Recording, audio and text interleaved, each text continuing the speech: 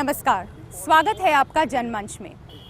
नवरात्रि और दशहरा हमने हाल ही में बहुत ही उमंग और उल्लास के साथ मनाया और अब इंतज़ार है दिवाली का। और जब दिवाली की हम बात करते हैं तो जो एक छवि मस्तिष्क में बनती है वो है रोशनी, सजावट, मिठाइयों और पटाखों की। जी हाँ, पटाखे एक बहुत ही अहम हिस्सा बन चुके हैं इस दिवाली उत्सव का और सिर्फ बच्चे ही नहीं, युवा, बुजुर्ग सभी इसका लुत्फ़ उठाते हैं। लेकिन जो दुखद बात है या जो चिंता की बात है वो ये है कि काफ़ी हद तक पोल्यूशन की जो हम बात करते हैं, एयर पोल्यूशन हो चाहे नॉइज़ पोल्यूशन हो, वो पटाखों की वजह से हो रहा है और कई सारी कैजुअल्टीज़ होती हैं, कई सारी बीमारियां होती हैं। तो ऐसे में जो प्रश्न आता है कि क्या परंपरागत तौर पर पटाखे चलाते रहना चाहिए या इन्हें लिमिट कर देना चाहिए या इन्हें बैन कर देना चाहिए, आज हम चर्चा करेंगे इसी मुद्दे पर। और हमारे साथ मौजूद हैं कुछ खास मेहमान। आप सभी का बहुत बहुत स्वागत है और स्वागत है हमारी जनता का। संजय जी, आपसे बात करूंगी। सुरक्षा इंतज़ाम की जब हम बात करते हैं तो ये एक बहुत पटाखा विक्रेताओं के यहाँ ये एक चैलेंजिंग एस्पेक्ट है। हाल ही में जब नगर निगम की फायर कमेटी ने निरीक्षण किया बाज़ारों में जाकर के, चार दीवारी के बाज़ारों में जाकर के, तो ये पाया गया कि fire fighting systems in place नहीं है। पानी है, मिट्टी है या और भी कोई इमरजेंसी में डील करने के लिए चीज़ें हैं वो नहीं है इन प्लेस।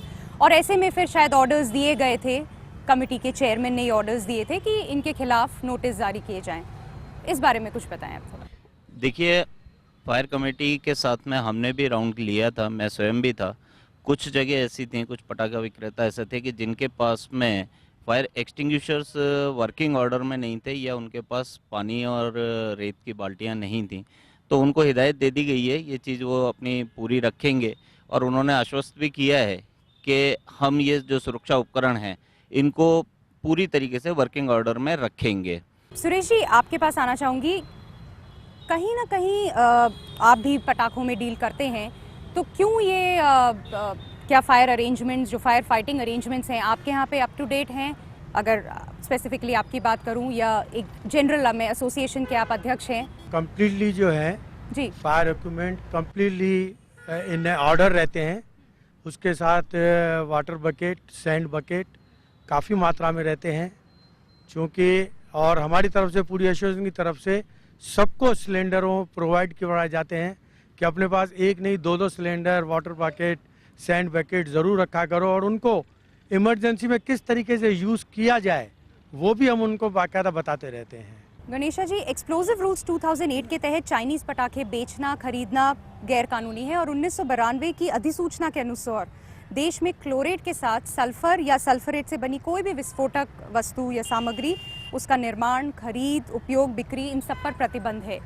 तो कहाँ प्रॉब्लम आ रही है? क्या रूल्स इम्प्लीमेंट नहीं हो रहे हैं, उनकी पालना नहीं की जा रही है, इन्फोर्स नहीं किए जा रहे हैं? पहले सबसे पहले ये जानना होगा कि हम जो कानून बने हुए हैं, दरअसल उन कानून की अनुपालना करने में हम कहीं न कहीं अक्षम हैं। उसके पीछे जिम्मेदार सिर्फ पुलिस प्रशासन ही नहीं है। हम लोग दोष जो है पुलिस और प्रशासन को आसानी से दे देते हैं। उसके लिए दोषी हम भी हैं और जो दुकानदार हैं वो भी दोषी उतने ही हैं, क्योंकि हम लोगों को जो है कानून का ज्ञान या तो नहीं है, कानून का ज्ञान नहीं तो उसका प्रचार प्रसार हम लोगों को करना चाहिए। स्थिति है कि लाइसेंस जो है ना, त्योहारी सीजन में जो लाइसेंस दिया जाता है वो टेम्परेरी दिया जाता है, वो कलेक्टर देता है या कलेक्टर ऑथराइज कर देता है किसी को। अब सवाल पैदा उठता है कि जो लाइसेंस दिया जाता है उस लाइसेंस में नियम यह है कि 3 मीटर की दूरी से कम दूरी पे कोई भी पटाखा शॉप एक दूसरी शॉप से नज़दीक नहीं होगी। 25 मीटर की दूरी तक पटाखा शॉप के इर्द गिर्द कोई भी पटाखा नहीं चलाया जाएगा। उसके बावजूद पटाखा चलाते हैं हम लोग। इसके अतिरिक्त जहाँ पर आतिशबाजी की स्थिति आती है वो तो एक्सपर्ट के लिए देते हैं लाइसेंस, उसमें भी 7 दिन की सूचना देना ज़रूरी होता है कि जो व्यक्ति आतिशबाजी चलाएगा, चाहे शादी में चाहे विशेष अवसरों पर, तो उसको 7 दिन पहले ये सूचना देनी पड़ेगी कि मैं फलां आतिशबाजी फलां जगह पर फलां दिन चलाऊँगा। तो वो जगह जो है उसकी सूचना देनी पड़ेगी, उस स्थान की सूचना देनी पड़ेगी। साथ साथ ये भी कहना पड़ेगा कि कौन कौन सी आतिशबाजी में चलाऊँगा, वो भी लिखित में देना पड़ेगा। आतिशबाजी कितनी विस्फोटक है, आतिशबाजी का रूप क्या है, आतिशबाजी किस ढंग से पैक्ड है, वो सारी चीज़ें उसमें दिखानी पड़ेगी। इसके साथ साथ ये भी बताना पड़ेगा कि अगर आतिशबाजी किसी हॉस्पिटल के इर्द गिर्द चल रही है या कहीं पे भी कोई विद्यालय उसके इर्द गिर्द चल रही है तो उसमें भी परमिशन जो है वो भी 250 मीटर से कम दूरी नहीं होगी और साथ साथ जो है वहाँ उन लोगों से भी परमिशन लेगी जिनका विद्यालय और जिनका हॉस्पिटल है। जी, मैं बिल्कुल महेंद्र सिंह जी आपसे पूछना चाहूँगी कि गणेशा जी भी जो बात कह रहे हैं कि कहीं ना कहीं जो हमारा एक्शन है हमारी भी रिस्पॉन्सिबिलिटी बन जाती है, और कई जगह देखा गया है कि मिसबिहेवियर आप देखेंगे, यंगस्टर्स हैं, कभी कोई बूढ़ों पर, कभी लड़कियों पर पटाखे जान करके फेंक दिए गए, इस तरह की चीज़ें हैं, रूल्स को ब्रेक करके उस चीज़ को किया जा रहा है। कहीं ना कहीं ऐसा भी होता है और जिसकी वजह से भी कैजुअलिटीज़ और एक्सीडेंट्स होते हैं। क्या कहेंगे आप? यह ध्यान रखना बहुत ज़रूरी है कि हम पटाखे किस तरह से चलावें। पटाखों को चलाने के वक्त, क्योंकि पटाखों को बंद करना, पूरा प्रतिबंध लगाना, ये हमारी वर्तमान व्यवहारिक परिस्थितियों में मैं उचित नहीं समझता। जो विधिक राय दी गई है उसमें एक्सप्लोजिव का एक बहुत बड़ा जो मामला है उसके कुछ प्रावधान भी शामिल किए गए हैं। आतिशबाजी उसका एक पटाखे और विस्फोटक दोनों, मतलब एक विस्फोटक का एक छोटा स्वरूप है वो पटाखा है जी। उसके रूल्स इतने गंभीर, बड़े खतरनाक नहीं है, इतने कड़े नहीं है जितने भारी विस्फोटकों के हैं। जयपुर में लगभग 1300 से अधिक अस्थायी पटाखों के लाइसेंस दुकानदारों को दिए जा रहे हैं। इनमें प्रत्येक में हमने एसीपी स्तर के अधिकारी से उस शॉप की जांच कराई है जहां उसको लाइसेंस दिया जा रहा है। एसीपी स्तर के अधिकारी और एसएचओ ये सुनिश्चित करेंगे कि लाइसेंस की शर्तों की पूर्णतया पालना की जाए। स्थायी दुकानदार है उनको भी समय समय पर चेक हम भी करते हैं, फायर ऑफिसर्स भी करते हैं, और ये सुनिश्चित करते हैं कि वहाँ किसी तरह की ऐसी नियमों की अवहेलना नहीं हो जो एक दुर्घटना का कारण बने। जनमंच पर हम चर्चा जारी रखेंगे। अभी वक्त है एक छोटे से ब्रेक का।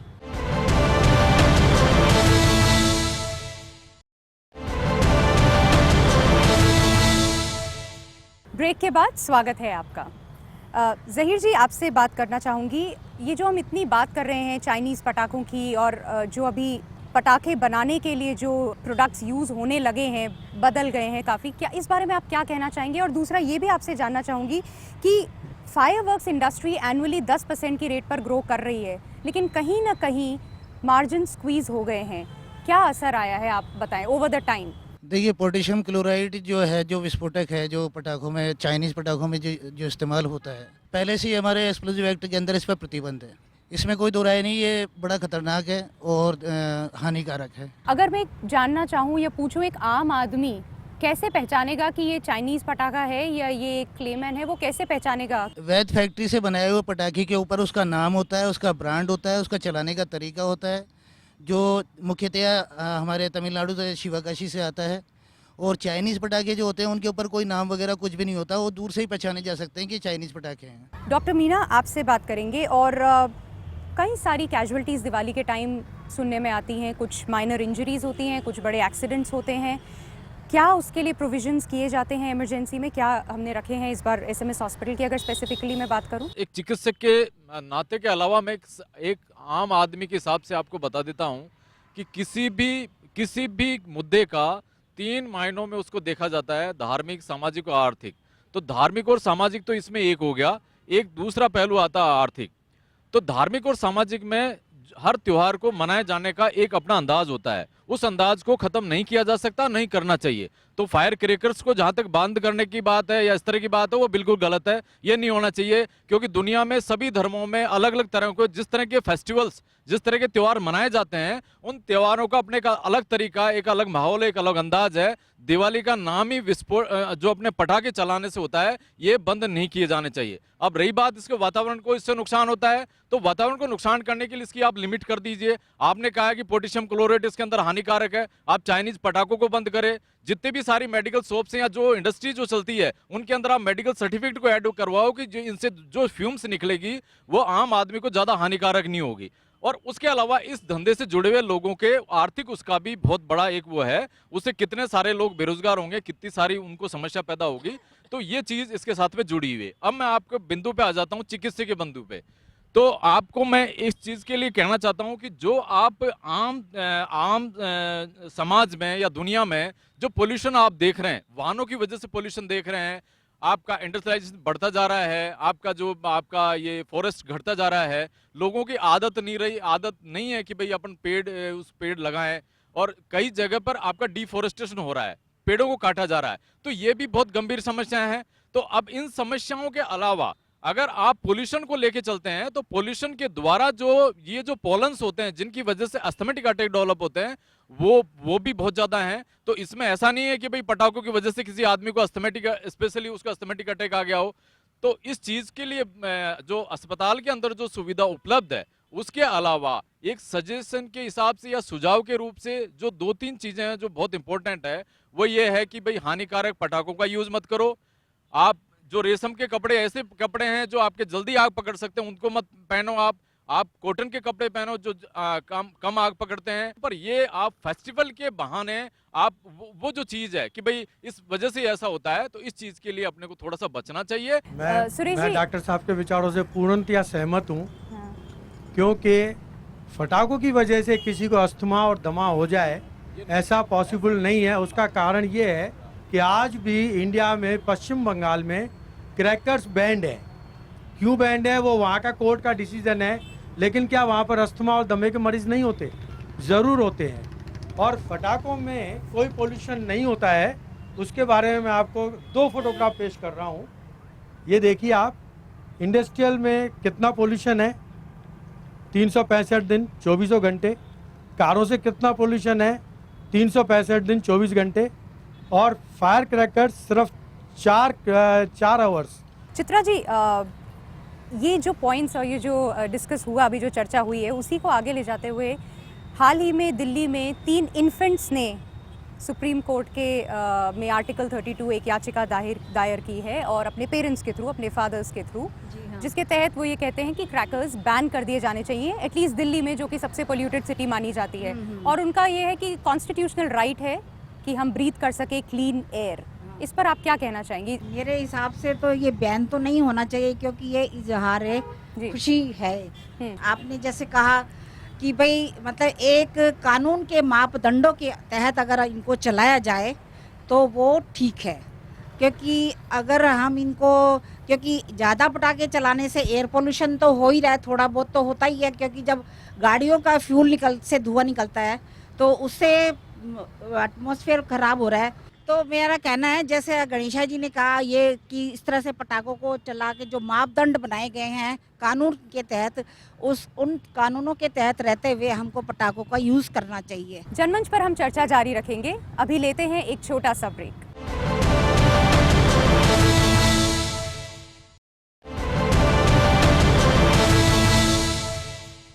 ब्रेक के बाद स्वागत है आपका। सुरेश सैनी जी, आपसे बात करना चाहूँगी कि कहीं ना कहीं हम जो इतनी चर्चा कर रहे हैं, फायरवर्क्स जो है या क्रैकर्स जो हैं, पटाखे हैं, ये एक बहुत पुराना कोई ट्रेडिशन नहीं है, रीसेंट मॉडर्न फिनोमेना हम कह सकते हैं। क्योंकि पहले शायद दिए, बाती, घी, ये जो बायोडिग्रेडेबल चीज़ें हैं वो ही जलाई जाती थी और उन्हीं के थ्रू अपनी खुशी जाहिर की जाती थी। लेकिन एक तरफ ये भी कहा जा रहा है कि जो हिंदू बिलीफ है उसके हिसाब से फायरवर्क्स की जो आवाज़ है वो इंडिकेशन है कि जो हम प्राणी धरती पर रह रहे हैं वो कितने खुश हैं, और बेसिकली भगवान को ये बताने के लिए कि हम अपनी एक अच्छी स्थिति में हैं, सेटिस्फाइड हैं। तो आप क्या कहना चाहेंगे इस बारे में? निश्चित तौर पर आस्था जी, जिस तरह से दीपावली का त्यौहार है जी, सबसे पहले तो सबकी भावना, और सबने अच्छे व्यक्त कहा कि दीपावली पर पटाखे छुटाने चाहिए, बैन नहीं होना चाहिए। और एक त्यौहार जिसको साल भर इंतजार किया जाता है कि जिस तरह से दीपावली मने, और हमारे व्यापारी भाई चाहते हैं कि नई नई वेराइटीज हम लेके आएँ। सरकार को सोचना चाहिए कि जिस तरह से 10 बजे का बैन किया है, जो 10 बजे के पटाखे पे बैन है वो भी निश्चित तौर पर हटना चाहिए। कारण खुशी का दिन, खुशी का माहौल और साल भर इंतजार, जैसे डॉक्टर साहब ने भी कहा, मैं इनकी बात से भी बिल्कुल सहमत हूँ। देखिए, सुरक्षा के लिए अगर जहाँ तक देखें, सुरक्षा अपने आप लेनी चाहिए, पेरेंट्स को जिम्मेदारी लेनी चाहिए, और ये जो त्यौहार है हंसी खुशी, इसको मनाना चाहिए। आप यहाँ कुछ कहना चाहेंगे? जी। सबसे ज़्यादा प्रॉब्लम उपभोक्ताओं को ये आती है कि चाइना पटाखे हैं उसको वो देख नहीं पाते। जैसे हमारे पहले अखबारों में भी आया था कि चाइनी डोर आ गई, उससे करंट लग गए, कई नुकसान हो गए। इसी तरह जो उपभोक्ता पटाखे लेने जाता है वो चाइना पटाखे को पहचान नहीं पाता। इसलिए प्रशासन को और ज़्यादा सतर्क रहना चाहिए कि जो चाइना पटाखा बेच रहा है उस पर बैन करें। पटाखों को बंद करने की बजाय इसको चलाने का जो तरीका है, वो पटाखे यदि मैन्युफैक्चरर हैं वो भी इस तरीके के पटाखों को डेवलप करें कि ताकि उसमें से कम ये जो गैस की या इनकी जो प्रॉब्लम है ये दूर हो सके। सुरक्षा के साधन है, सुरक्षा के साधन में एक सुझाव ये भी है कि जो भी पटाखे विक्रेता हैं वो एक पंपलेट भी अपने साथ में दें हर एक किसी भी ग्राहक को कि ये आप पटाखे भी लेके जाएं, प्लस इसके साथ साथ ये सुरक्षा के साधन भी अपनाएं। जी, आप क्या कहेंगे? मेरी विनती है कि जिस तरह से होली सामूहिक रूप से खेली जाती है, दीपावली भी सामूहिक रूप से मनाई जाए। प्रथम तो पटाखों का आतिशबाजी सरकार भी इसमें सहयोग करे, पुलिस प्रशासन भी करे और मीडिया विशेष रूप से पब्लिक को, अभी दिवाली बहुत दूर है, जागरूक करे कि जो आतिशबाजी हो वो सामूहिक रूप से हो। यदा कदा कोई दुर्घटना हो भी जाए तो उससे बहुत बड़ी बचावट होगी। दुकानदार आदमी बेचारा आम जनता की सेवा में दिवाली के शायद 10-15 दिन पहले से ही लगा रहता है और वो इतनी मेहनत करता है ताकि ज़्यादा से ज़्यादा जनता को सुविधा मिल सके। दिवाली के दिन सुबह वो बेचारा दुकान खोल देता है, रात को 8 बजे पूजा होती है, पूजा होने के बाद में वो 9 बजे बेचारा घर पहुंचता है। वैसे ही घर वाले परेशान रहते हैं कि दिवाली के दिन भी आपको हमेशा दुकान दिखती है और मालूम चले 10 बजे आपने पटाखे छोड़ना ही बंद कर दिया।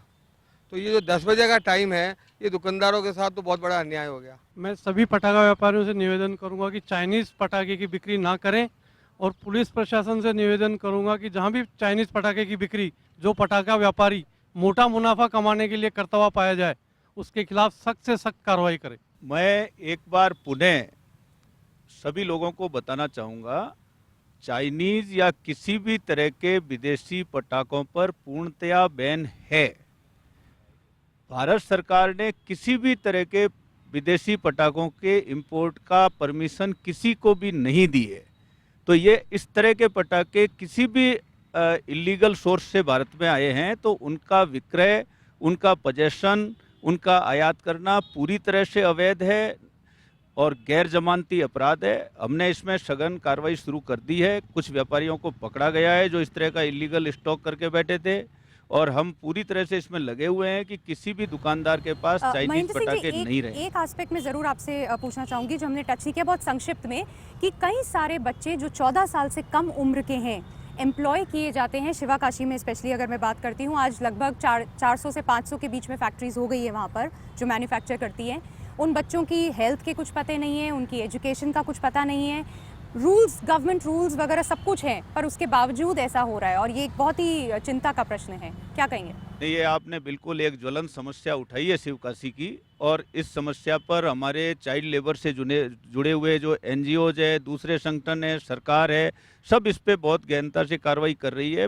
आज वो स्थिति नहीं है जो कुछ साल पहले थी। चाइल्ड लेबर की प्रॉब्लम पूरे कंट्री के अंदर है और जहाँ पर पटाखों की फैक्ट्रियों में जो काम कर रहे हैं, चूँकि पटाखे फैक्ट्री के यहाँ पे जो लोग बैठे हैं वहाँ पर चूँकि इनके यहाँ पर सिस्टम है कि किस ढंग से काम करेगा। चाइल्ड लेबर तो कर ही नहीं सकती, लेकिन इवन दूसरे लोग भी काम किस ढंग से करेंगे, उनके लिए ड्रेस क्या होगी, उनके चश्मे होंगे, वो सारा एक्ट में लिखा हुआ है। आज जो चर्चा हमने की उससे एक बात तय है कि पटाखों का लुत्फ ना सिर्फ बच्चे, युवा, बड़े, बुजुर्ग सभी लोग उठाते हैं और सिर्फ दिवाली तक ही रिस्ट्रिक्टेड नहीं है। कोई भी जश्न का माहौल होता है, कोई ऐसा इशू होता है, हम ज़रूर पटाखे चलाते हैं। तो क्या बैन होना चाहिए, नहीं होना चाहिए, लेकिन उससे ज़्यादा इम्पॉर्टेंट है, ये मुद्दा चलता रहेगा, डिस्कशन चलता रहेगा। जो चीज़ इम्पॉर्टेंट है वो ये है कि हाँ, चाइनीज़ पटाखों का उस पर बैन लगना चाहिए और वहाँ जो गिल्टी पाए जाते हैं उनके खिलाफ स्ट्रिक्ट एक्शन लिया जाना चाहिए, ताकि जो ऑर्गेनाइज्ड और ऑथराइज पटाखा विक्रेता हैं वे फील्ड में रहें और वहाँ कोई हानि नहीं पहुँचेगी। साथ ही साथ अवेयरनेस होनी बहुत ज़रूरी है। हम सबको ये ध्यान रखना ज़रूरी है, हमारी जिम्मेदारी है कि हम पटाखों को किस तरह से चला रहे हैं। बच्चों का ध्यान रखना ज़रूरी है। कुछ डॉक्टर मीना ने चीज़ें बताई हैं वो हम ध्यान रखें और टाइम लिमिट हाँ शायद हम एक थोड़ी रख सकते हैं, ताकि जो सबको तकलीफ़ होती है, हम जानवरों की, जंतुओं की भी बात करते हैं, उस पर रख सकते हैं। पर हाँ, शायद पूरी तरह से बैन थोड़ी सी नाइंसाफ़ी हो जाएगी, क्योंकि हर जो, जैसा डॉक्टर मीना ने बहुत अच्छे से बताया, क्योंकि एक आर्थिक एंगल भी उस चीज़ का है। बहुत से लोग उस इंडस्ट्री से जुड़े हुए हैं जिनका लाइवलीहुड भी अफेक्ट हो जाएगा और साथ ही साथ ये हमारे ट्रेडिशन का पार्ट तो है ही। तो इसी के साथ जनमंच पर आज इतना ही। धन्यवाद।